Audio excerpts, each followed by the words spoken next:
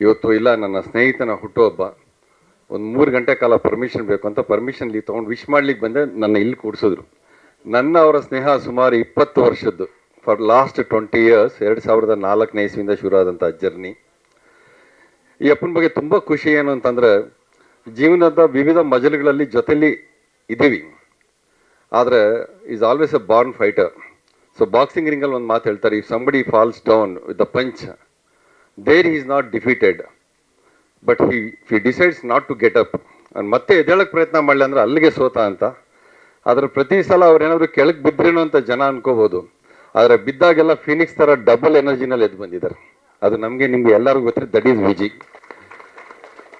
ಇನ್ನೊಂದು ಖುಷಿ ವಿಚಾರ ಏನಂತಂದರೆ, ಎಷ್ಟೇ ಸಲ ನಮ್ಮ ಅವರ ಭೇಟಿ ಆದಾಗ he just beat this movie, cinema ಅಂದರೆ ಅವರ ಪ್ರತಿ ಉಸಿರಿನಲ್ಲಿ ಸಿನಿಮಾ ಬಗ್ಗೆ ಬಿಟ್ಟು ಬೇರೆ ಮಾತಾಡಿದ್ದೇ ಕಡಿಮೆ.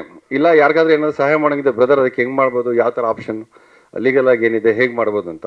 ಅದು ಬಿಟ್ಟರೆ ಸಿನಿಮಾ ಬಗ್ಗೆ ಇವೆರಡು ಬಿಟ್ಟು ಬೇರೆ ವಿಚಾರ ಮಾತಾಡಿದ್ದಿಲ್ಲ. ನಾನು ಜಗಳಾಡಿದ್ದು ಉಂಟು. ಇನ್ನೇನು ಬೇರೆ ಪ್ರಪಂಚನೇ ಇಲ್ವೋ ನಿಮಗೆ, ಸಿನಿಮಾ ಬಿಟ್ಟರೆ ಯಾವಾಗ ಕೇಳಿದ್ರು ಸಿನಿಮಾ ಅದು ಇದು ಅಂತ ಬಿಟ್ಟು ಹೊರಗಡೆ ಮಾತಾಡಿದ್ದೇ ಇಲ್ಲ ಸಬ್ಜೆಕ್ಟು.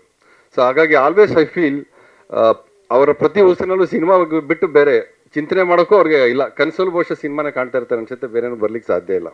ಹಾಗಾಗಿ ತುಂಬ ಸಲ ಹೇಳಿದ್ದು, ಜಗಳಾಡಿದ್ದು ಉಂಟು, ಅವ್ರ ಜೊತೆ ಮನಸ್ತಾಪ ಮಾಡ್ಕೊಂಡಿದ್ದು ಉಂಟು. ಆದರೆ ಅವ್ರ ಹತ್ರ ಕೋಪ ಮಾಡ್ಕೊಳಕ್ಕೆ ಸಾಧ್ಯ ಆಗಿ ಮಾತು ಬಿಡೋಕ್ಕಾಗೋದೇ ಇಲ್ಲ. ತಕ್ಷಣ ಫೋನ್ ಮಾಡಿಬಿಟ್ಟು ಹೆಂಗೆ ಮಾತಾಡ್ತಾರೆ ಅಂತಂದರೆ ಎಲ್ಲ ಮರ್ತೋಗ್ಬಿಡ್ಬೇಕು, ಒಂದು ನಿಮಿಷಕ್ಕೆ ಆ ಥರ ನಗಾಡಿಸ್ಬಿಟ್ಟಿರ್ತಾರೆ. ಸೊ ಬಹುಶಃ ಇವತ್ತು ನನ್ನ ಮಗ ಜಯಸೂರ್ಯ ಟಾಸ್ಕ್ ಅನ್ನೋ ಮೂವಿನಲ್ಲಿ ನಾಯಕ ನಟನಾಗಿ ಮಾಡ್ತಾ ಇದ್ದಾನೆ ಅಂದರೆ ಅದು ಸಂಪೂರ್ಣವಾಗಿ ಅವರ ಆಶೀರ್ವಾದದಿಂದಾನೇ. ಅಂದರೆ ಅವರು ಬೆಳೆಸಿದಂಥ ಹುಡುಗ. ಭೀಮಾದಲ್ಲಿ ಒಂದು MLA ಮಗನ ಪಾತ್ರ ಕೊಟ್ಟರು. ಸೊ ಅದನ್ನು ಅವರು ಚೆನ್ನಾಗಿ ಇವರ ಗರಡಿನಲ್ಲಿ ಅವನು ಶುರು ಆಯಿತು. ಸೊ ಅದರ ಒಟ್ಟಿಗೆ ಅತಿ ಮುಖ್ಯವಾಗಿ ತುಂಬ ಸಹೃದಯ ಅಂತ ಹೇಳಲಿಕ್ಕೆ ಇಷ್ಟಪಡ್ತೀನಿ.